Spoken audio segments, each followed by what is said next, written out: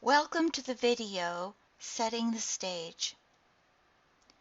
Displayed here is a 6th century BCE Greek map, which in this video serves to show the extent of the physical world that probably is best represented in most of the biblical texts.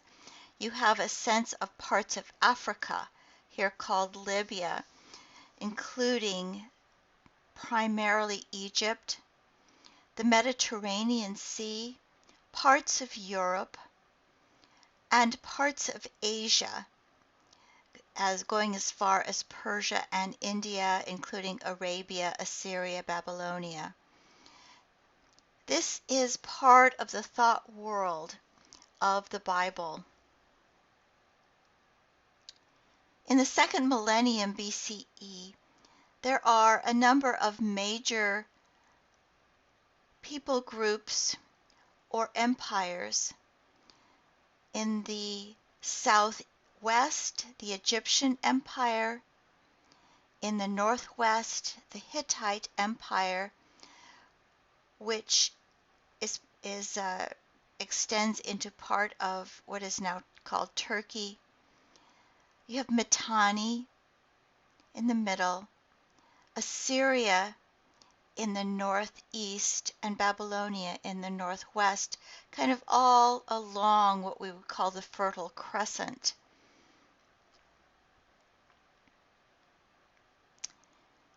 In the Iron Age, which is when much of the biblical text takes place, you have along the coast to the north what are called Neo-Hittite states.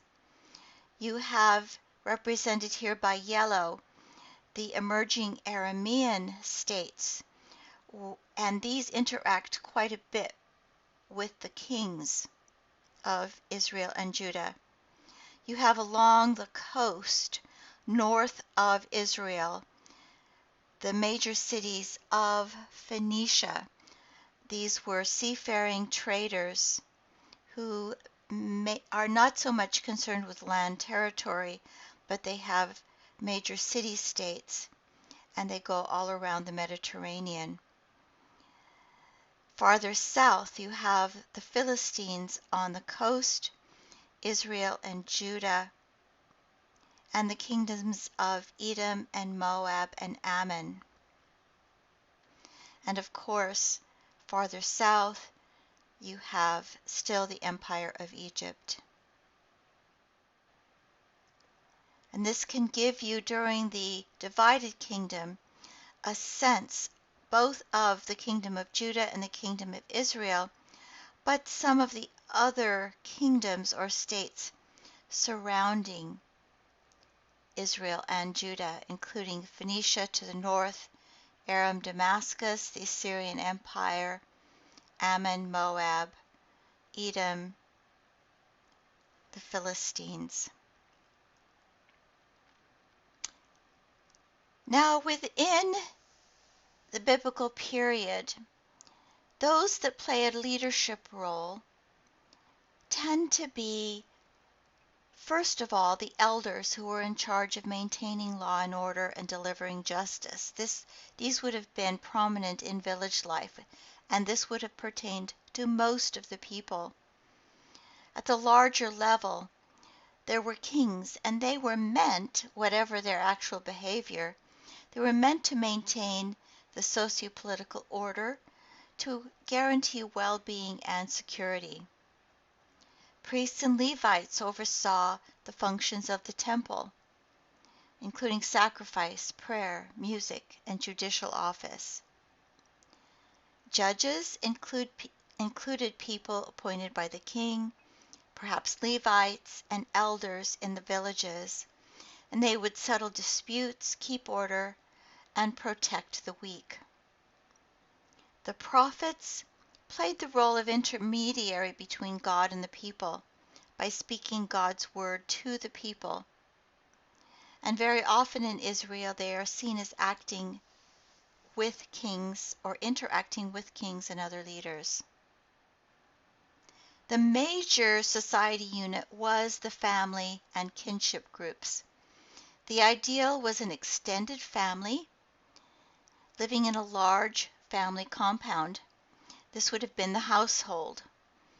A household might consist of the head of a family, his wife or wives in different periods, and children, grandparents, unmarried males and females, but also non-family members, slaves, hired laborers, and others. The household would be part of a clan, which in turn would be part of a larger tribe. And the survival of the family depended on the participation of every member of the family. Every member of the family played an economic part in the family. A typical house, which we will see shortly, called a pillared house, in Israel had 2 stories with 2 or 3 ground floor rooms separated by pillars and an upper room. Usually the ground floor would be where the animals were kept, where things were stored, where perhaps there was a kitchen. The upper floor was where the family ate and slept and received guests. There might also be a loom somewhere and a small shrine. In the storeroom, there would be large pottery jars with grain, wine, and oil. Dates, figs, and grapes were dried and pressed into cakes. Wheat, barley, lentils, chickpeas, pistachios, and almonds might also be stored. Here's a picture of that pillared house. And the floor is sort of cut away to show you the lower floor, but it would have covered the whole second floor. There would also have been probably a cistern in the lower part of the house.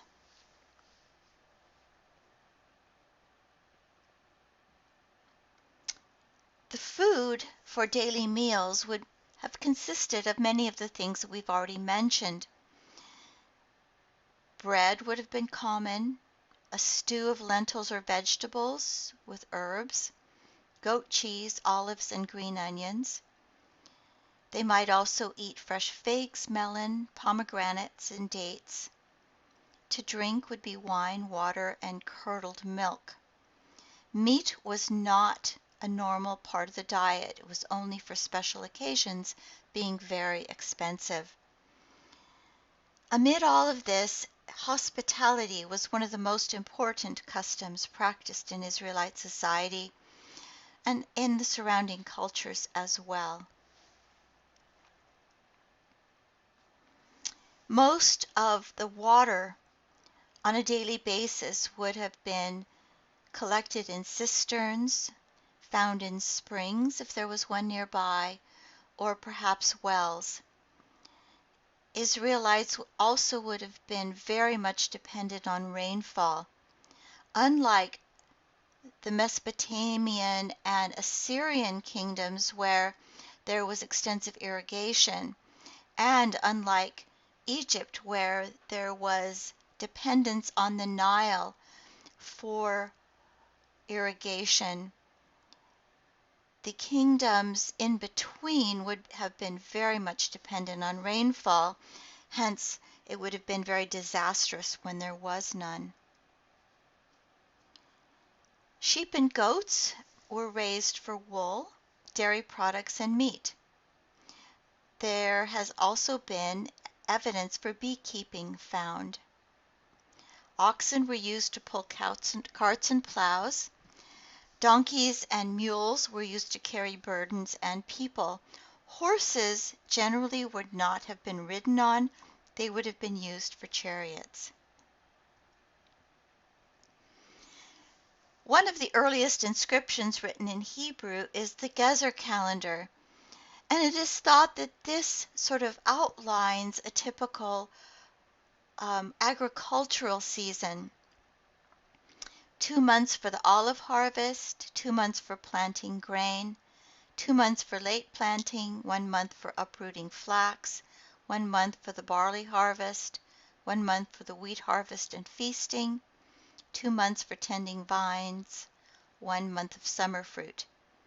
And the economic system is very largely agrarian. This can hardly be overemphasized.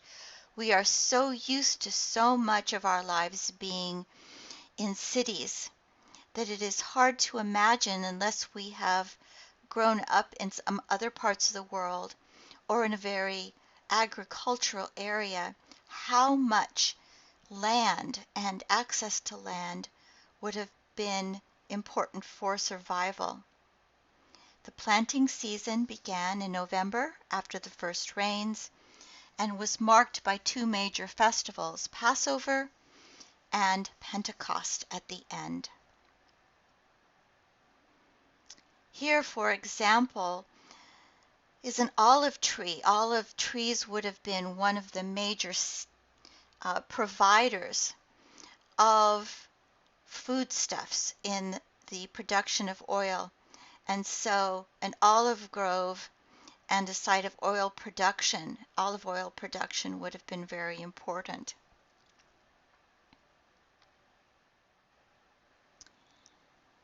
A lot of what we know about the ancient world comes from examples of writing. Hebrew and related languages used the alphabet. Our alphabet itself is descended from this original alphabet, probably invented around 2000 BCE, probably by Semitic speakers working among Egyptians. However, it wasn't really used very much. There were other writing systems around that were used much more.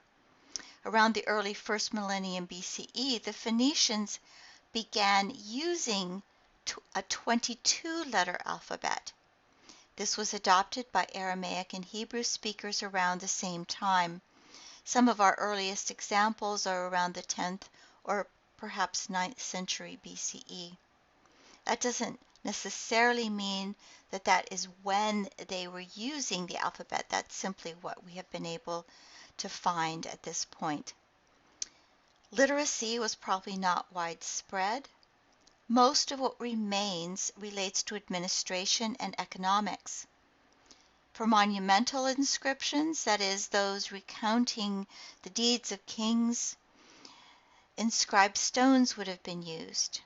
Examples of letters and receipts have been found written with ink on clay sherds. These are called ostraca. Leather or parchment would have been used for high-level documents written with carbon-based inks. We don't really have any of those until we get to about the 4th century BCE. Documents such as contracts or letters would have been rolled and secured with string, and small clay seal impressions used to seal the documents. People of prominence would have had their own stamp seals for use in such documents. Here, for example, is a fragment of a monumental inscription. This is from Amman, Jordan, and it recounts one of the deeds of the king of Amman. Here are some examples of those ostraca or clay sherds with ink, dating from Samaria in the 8th century BCE. These are mostly economic receipts.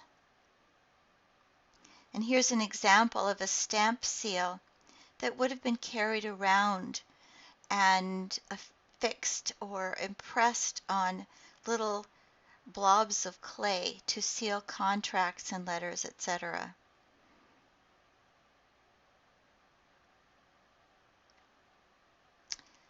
Here's an example of a papyrus document. It's actually a Greek document from Egypt. And on the right, a scribe's palette with ink on it and the brushes that would have been used.